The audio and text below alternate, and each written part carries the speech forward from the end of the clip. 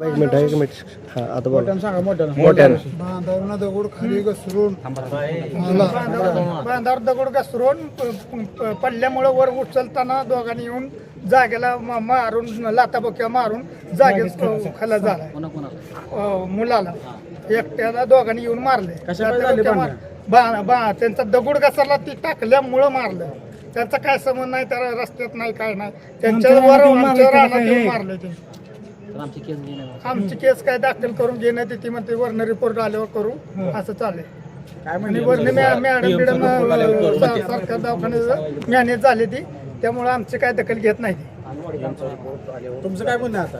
आमचं म्हणणं काय बॉडी न्यायची नाही, हा असं काय न्यायच नाही तर काय करायचं.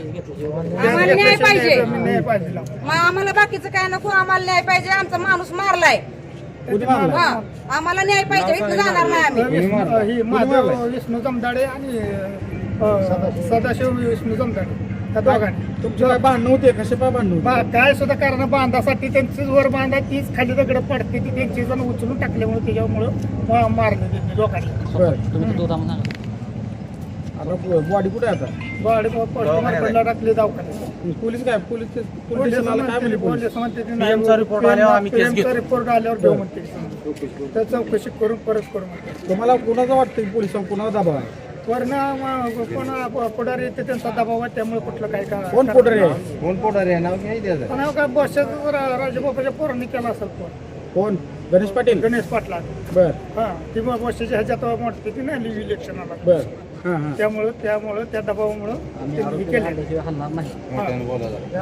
त्यामुळं आमची दखल घेतली. आम्हाला न्याय मिळाल्याशिवाय आम्ही इथनं जाणार नाही. आमची केस घेतल्याशिवाय न्याय पाहिजे. मॅडम काय पाहिजे तुम्हाला?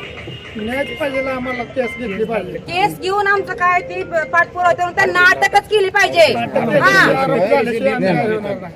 आरोपी आल्याशिवाय पडव्याला आधी अटक करा. मैत केलेली अटक करत नाही. माणसं मारून लोक सुटतात काय?